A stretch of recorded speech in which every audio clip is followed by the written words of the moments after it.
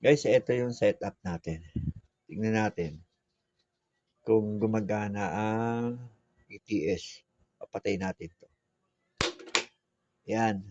Sabihin niya, grid or Meralco. Ngayon, nagkabit ako ng time delay relay. Ito, para sa inverter. So, kahit bigla siyang bumalik, yan, inon ko. May delay siya ng mga ilang segundo.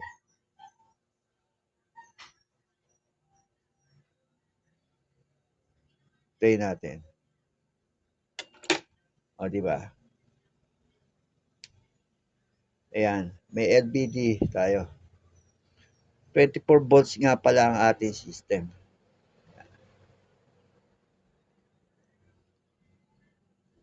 Ang charging current 3.3 ampere. Battery voltage 24.4.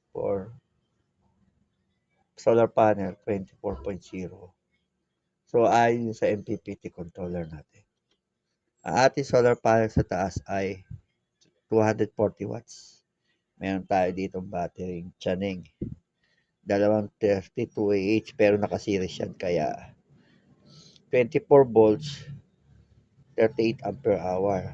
Nakaset nga pala ako ng 50% DOD. So, konti lang yung magagamit ko. Pero okay lang kasi upgrade naman natin yung battery. Yun. So, okay naman. Ngayon, mabilis naman siya mag-transfer. Meron din tayong breaker para sa AC. Sa DC. Ito yung pag nalobat. Tignan nyo, pag nalobat. Yan. Meron ko. Medyo matagal-tagal din eh. Para medyo stable na yung output ng inverter bago siya mag-reconnect ulit. So far okay naman. Yan. Okay na. Yun lang muna. Thank you.